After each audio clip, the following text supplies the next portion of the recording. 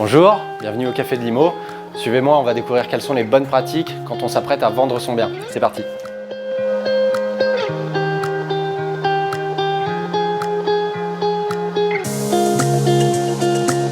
Une vente qui est réussie, ce qu'on peut dire, c'est que c'est une vente qui est avant tout bien préparée. Bien préparée d'un point de vue administratif, c'est-à-dire bien prendre le temps de récupérer tous les documents nécessaires, bien faire les diagnostics en amont de la vente. Donc voilà, cette partie administrative, mais également bien préparée d'un point de vue psychologique. Quand on s'apprête à se lancer dans la vente de son bien, c'est tout simple, il faut être prêt mentalement à voir son bien mis en ligne au milieu d'autres annonces.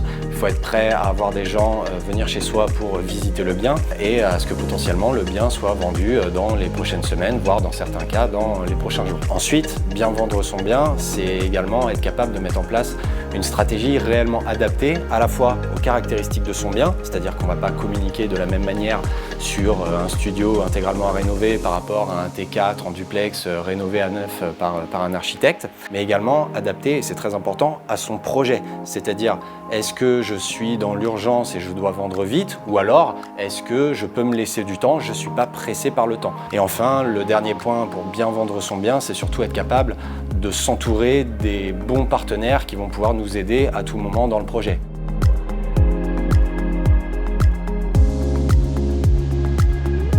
Le piège numéro 1, c'est la précipitation, c'est-à-dire se lancer bille en tête dans la vente de son bien et tout faire à la va-vite. C'est-à-dire l'estimer tout seul dans son coin avec 5 minutes de recherche sur Internet. C'est-à-dire ne pas prendre le temps de récupérer tous les documents nécessaires. C'est-à-dire penser qu'on pourra faire le diagnostic une fois une offre acceptée. Tout ça, c'est le meilleur moyen de faire des bêtises et de transformer la vente en une vraie galère. Le deuxième piège, c'est une nouvelle fois lié à la stratégie, c'est-à-dire ne pas prendre le temps de mettre en place une stratégie adaptée à son bien et à son projet, voire pire, avoir une stratégie qui est complètement illisible.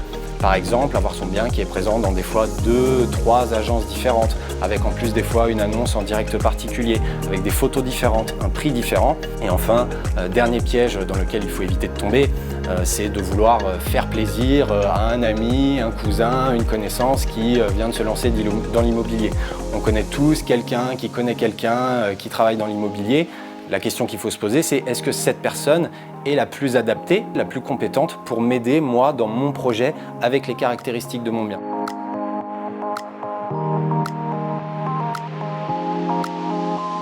Notre premier devoir en tant qu'agence, avant même de vendre le bien, c'est un devoir de conseil pour guider, orienter et accompagner au mieux les propriétaires dans leur projet de vente. Ça commence par l'estimation la plus juste et professionnelle du prix du bien concerné. Ensuite, une fois l'estimation rendue, on est vraiment là, encore une fois, pour main dans la main avec les propriétaires, déterminer la stratégie de commercialisation qui sera la plus pertinente, encore une fois, en fonction des caractéristiques du bien, mais aussi du projet et des besoins des personnes qu'on a en face de nous. On prend toujours le temps de recevoir les gens ici à l'agence autour d'un bon café pour discuter de leur projet et que celles et ceux qui préfèrent le thé se rassurent, on en a aussi.